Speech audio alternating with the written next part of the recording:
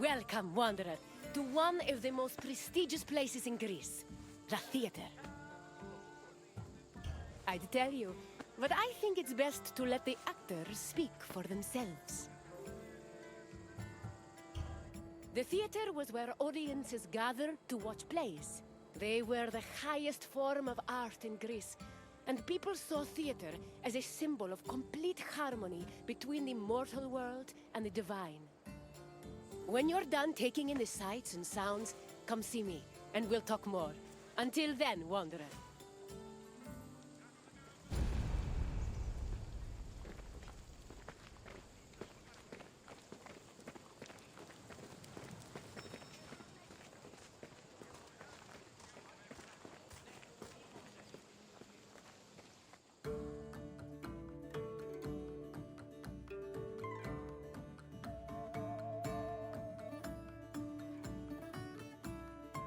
Theater is not just part of geek culture, but was a major part of Greek culture.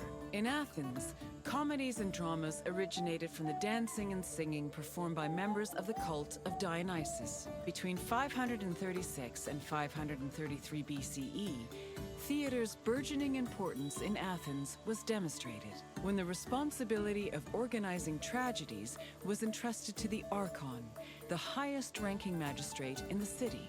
From then on, theater grew rapidly in popularity, and soon, a permanent space for performing and watching plays was built on the slope of the Acropolis. During the 5th century BCE, theater became intertwined with Athens' democracy. It often functioned as an echo chamber for political ideas, and in some cases, it could even influence public opinion. As a result, in the 4th century BCE, Plato coined the term theatrocracy to describe his city's politics.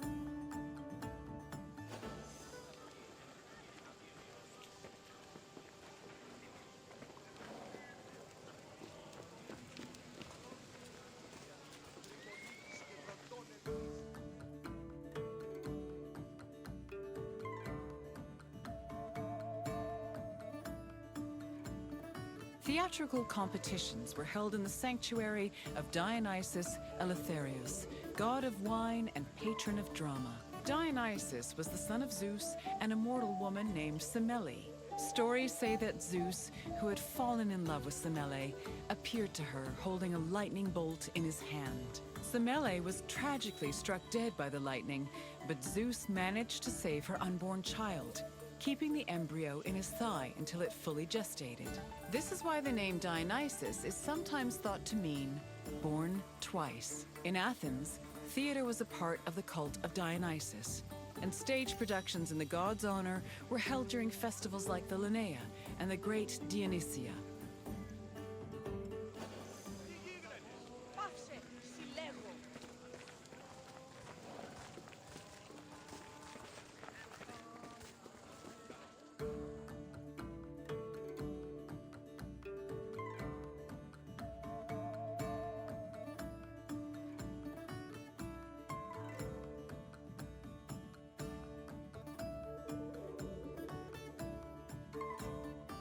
In Athens, there were 3 festivals that honored Dionysus with drama performances: the rustic Dionysias, the Linnaea, and the Great Dionysia. For the rustic Dionysia, each deme of Attica organized their own Dionysiac procession. The parades were full of phallic songs, dances, and symbols meant to signify fertility, and participants wore drunkard masks and sang bawdy lyrics about the god. The Linnaea was the oldest Dionysian festival. It was exclusively reserved for Greek citizens and mostly made up of comedy performances. Finally, the Great Dionysia was the most important festival. Taking place over several days, it began with a parade called a phallophori, followed by a dithyramb contest, and ending with consecrated drama competitions.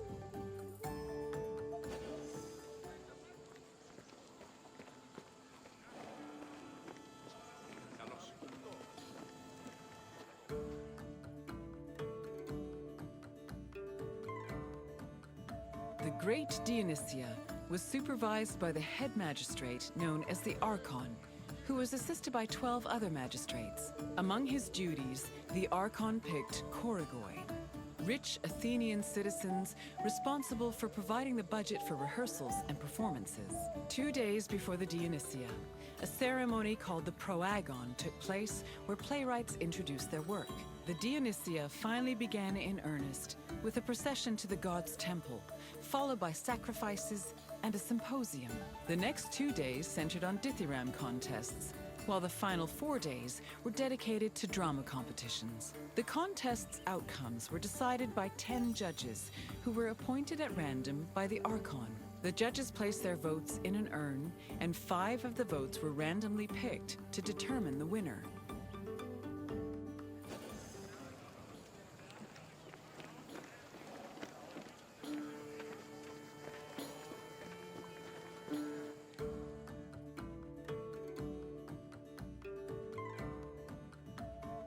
All Athenian stage actors were male, regardless of whether they were playing men or women.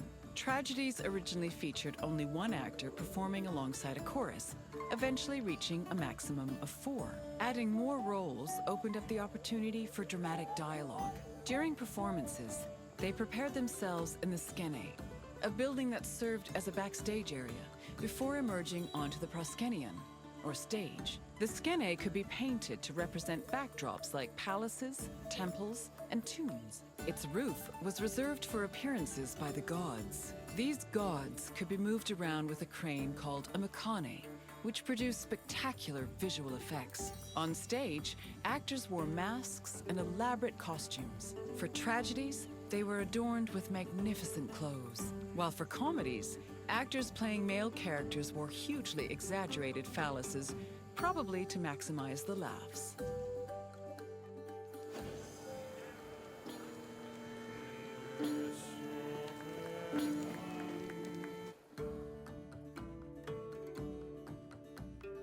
The centerpiece of the theater was the orchestra, or dancing place. It was a large, circular area that hosted choral performances, religious rites, and presumably, acting.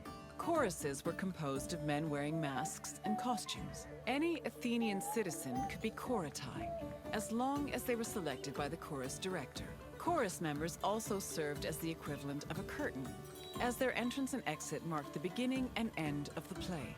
New costumes and masks were produced for the chorus for every new play, and they were often just as impressive and elaborate as the performances. For example, Aristophanes' comedies feature the chorus dressing as wasps, frogs, birds, clouds, and islands. One of his plays, The Knights, even had men riding other men dressed as horses.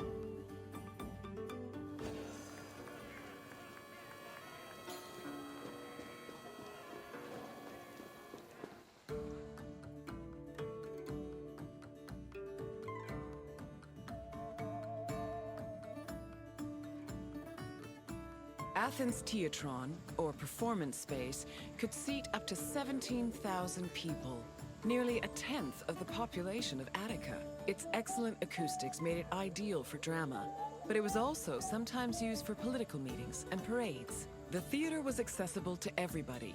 This did not mean that seating was free, though.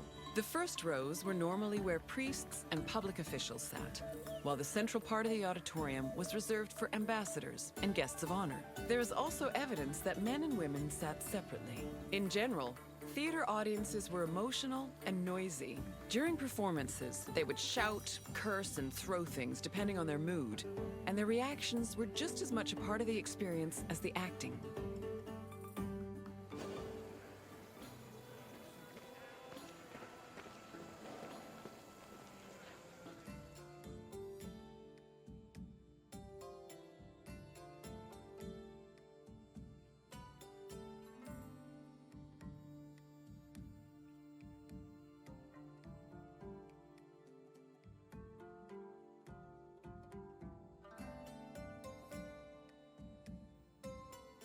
Hello again, Wanderer.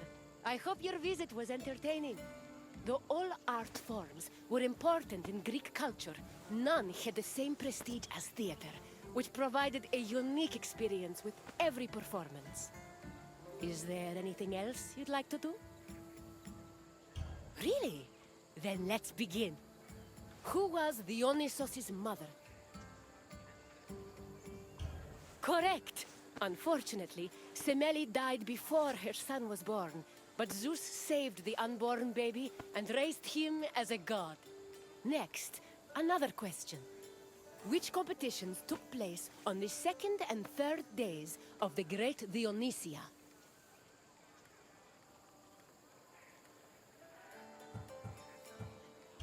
Yes, the Theramvi were hymns dedicated to Dionysos, and the Thirambos contests were held on the second and third days of the festival. And finally, the last question. Which of the following is the oldest festival dedicated to Dionysos?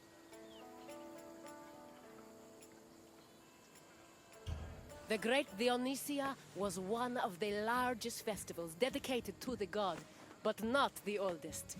Try a different answer. The rustic Dionysia was not the oldest Dionysiac festival. Keep trying. You are correct. The Linnea was the oldest Dionysiac festival. Congratulations, Wanderer. You're a very studious theater goer. I appreciate your enthusiasm, Wanderer. Come with me.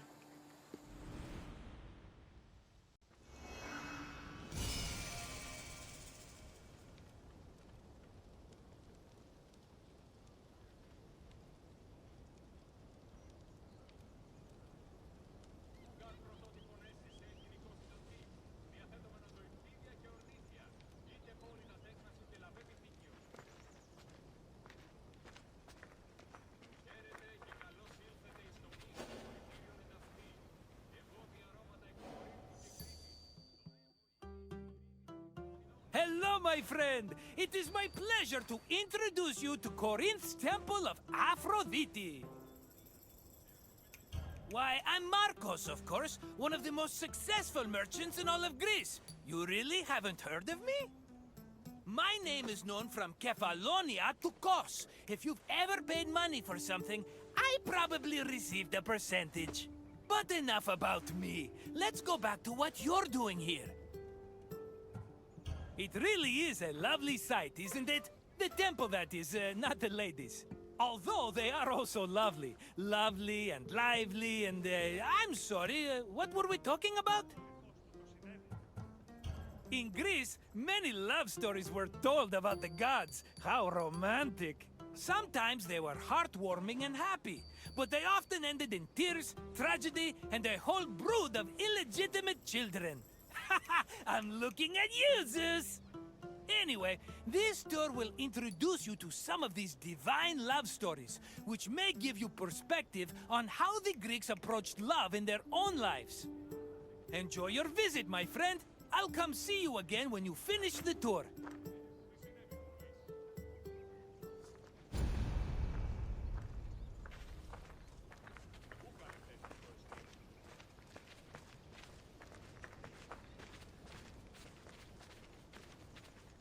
Much like Athens, Corinth had its own acropolis, called the Acrocorinth.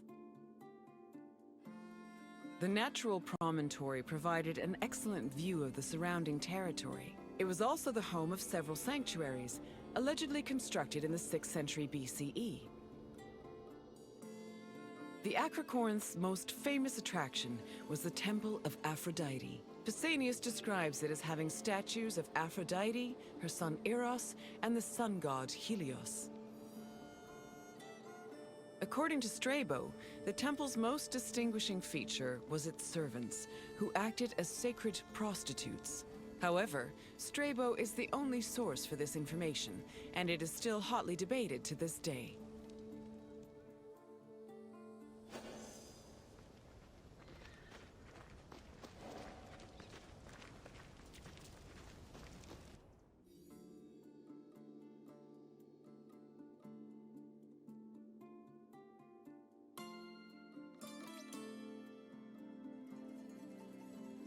Love played a large role in countless mythological stories. Zeus himself was not immune to the feeling, and fell for both mortals and other deities. Some myths centered on forbidden feelings that led to tragedy, such as Phaedra's love for her stepson Hippolytus. While marriage was prominent in mythology, it was usually presented as problematic. For example, Aphrodite frequently cheated on her husband Hephaestus, and Medea's resentment against her ex-husband Jason eventually drove her mad enough to murder her children. These less-than-ideal depictions reflected the Greeks' idea of marriage, which they viewed as a civic duty instead of a romantic union.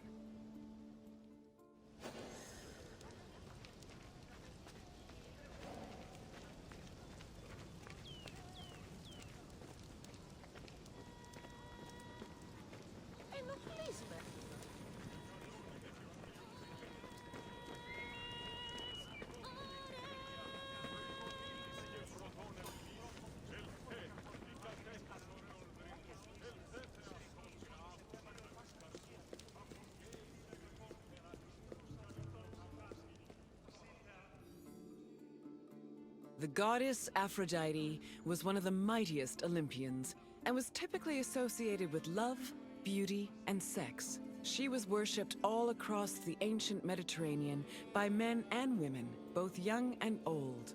Her origins differ depending on the version of the story.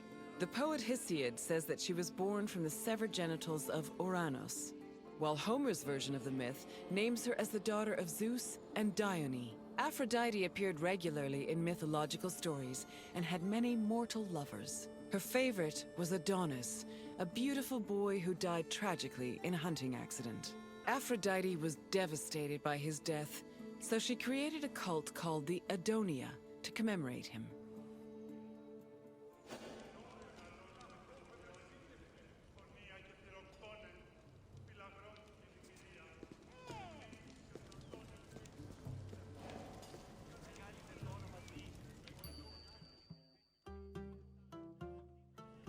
My friend, good to see you again. I bet you were surprised by some of the stories you heard.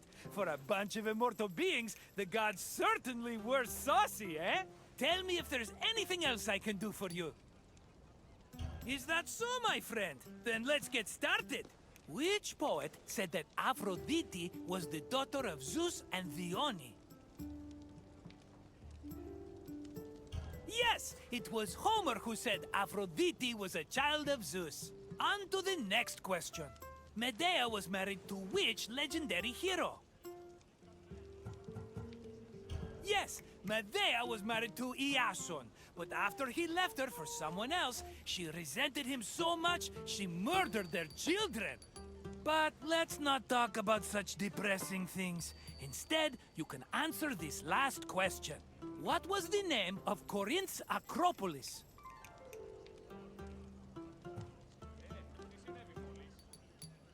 Correct! The Acro-Corinth has been home to many sanctuaries, as well as the famous Temple of Aphrodite. You passed the test! Congratulations, my intelligent friend!